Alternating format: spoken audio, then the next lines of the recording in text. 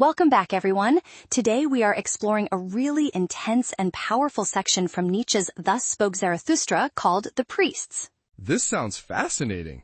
Priests are a major theme for Nietzsche, so I'm keen to hear how Zarathustra confronts them in this particular chapter. It sounds fascinating. Priests are a major theme for Nietzsche, so I'm keen to hear how Zarathustra confronts them in this particular chapter. It starts in a very interesting way.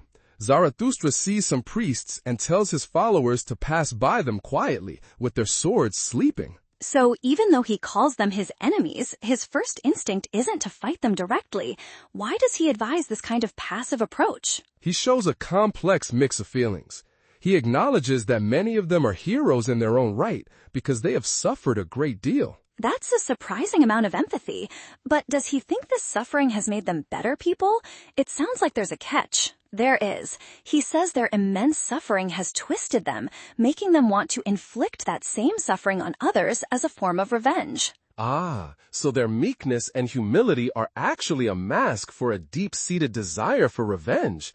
That makes them a bad enemy in his eyes. Exactly. He also says that anyone who gets too close to them becomes soiled. Yet he feels a kinship, saying his blood is related to theirs. So he feels connected to them, perhaps because they both deal with fundamental questions of existence, but he fundamentally rejects their methods and answers. Correct. After they pass, Zarathustra admits he feels a deep pity for them. He sees them not as evil, but as prisoners who are trapped. Prisoners of what exactly? Are they being held captive by a person or an institution, or is it something more abstract than that? He says they are held in fetters by the very figure they worship, their savior. The chains are made of what he calls false values and fatuous words. So the belief system itself is the prison. He even says he wishes someone could save them from their savior, which is a very provocative statement. It is. He uses a powerful metaphor, saying they thought they landed on a safe island, but it turned out to be a slumbering monster. And that monster is made of those same false values and empty words. What does he mean by that? What are some examples of these values? Think of values that deny this life in favor of a promised afterlife, or rules that demand you suppress your natural instincts and desires for a higher purpose. I see. So the monster is this whole life-denying ideology, and Zarathustra believes this foundation is unstable and will eventually collapse on itself. Precisely. He says the monster, which is the fate within these ideas, eventually wakes up and devours everything that was built upon it. So the institutions they build, like churches, are built on a self-destructive foundation. Is that why he's so critical of their places of worship? Yes, he calls their churches sweet-smelling caves with falsified light and musty air, suggesting they are stagnant and unnatural places. And in these places, the human soul can't fly aloft to its height. He's saying these environments are designed to keep people small and contained. That's the core of it. Their belief system is summarized as, on your knees, up the stair, ye sinners. It's all about shame and penance. And he says he'd rather see a shameless person than someone with the distorted eyes of this kind of devotion. He values authenticity over forced piety. He does. He asks who created these caves of penance, suggesting it was people who were ashamed of themselves and wanted to hide from the clear sky. The clear sky must symbolize truth, reality, and a full acceptance of life. He seems to be waiting for these institutions to crumble. Indeed, he says he will only turn his heart back to the seats of this God when the sky is visible through the ruined roofs of their churches. It's a powerful image of liberation. He then goes on to talk about the nature of their God, right? What's his take on that? He argues they created a God out of everything that opposed and afflicted them. Their God is essentially a projection of their own struggles and suffering. And he says their way of loving this God was destructive, using the extreme example of nailing men to the cross. It's a very anti-life philosophy. Completely. He describes them as living like corpses and says their speech has the evil flavor of charnel houses or tombs. It's all centered on death. It's a grim picture. He even says that for him to believe in their Savior, the followers would need to look and act more saved or liberated. Right. They'd need to sing better songs. He wants to see them naked because he believes only beauty should preach penance, not hidden, disguised suffering. This idea of nakedness seems to be about honesty and authenticity again.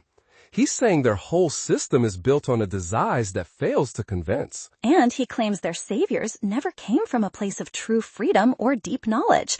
They weren't truly liberated figures themselves. So what were they made of in his view? If not knowledge and freedom, then what was the foundation for these savior figures? He says their spirits consisted of defects. For every flaw or gap in their understanding, they inserted their illusion, their stopgap, which they called God. Wow, so God is just a placeholder for everything they couldn't explain or overcome in themselves.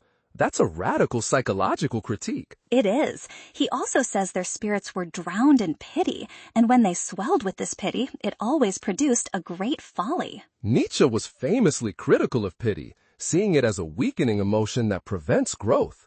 It keeps people in a state of suffering rather than overcoming it. Exactly. He then uses the shepherd and flock analogy, where the priests lead their flock over a single narrow bridge to the future. This implies there's only one prescribed path with no room for individual exploration.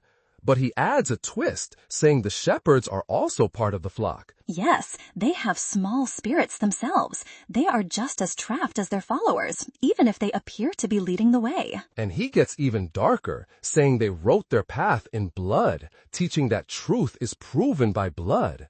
This must be a critique of martyrdom. It is. Zarathustra declares that blood is the worst possible witness to truth because it taints any teaching with hatred and delusion. So dying for an idea doesn't make the idea true.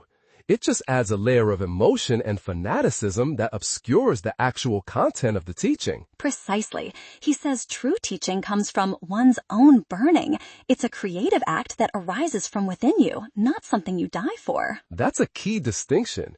It's about creating your own values from your own fire, not just accepting and defending old ones to the death. He also critiques the savior personality type, describing it as a blusterer that arises where a salty heart and a cold head meet. So it's a dangerous combination of unchecked passion and rigid, unfeeling intellect.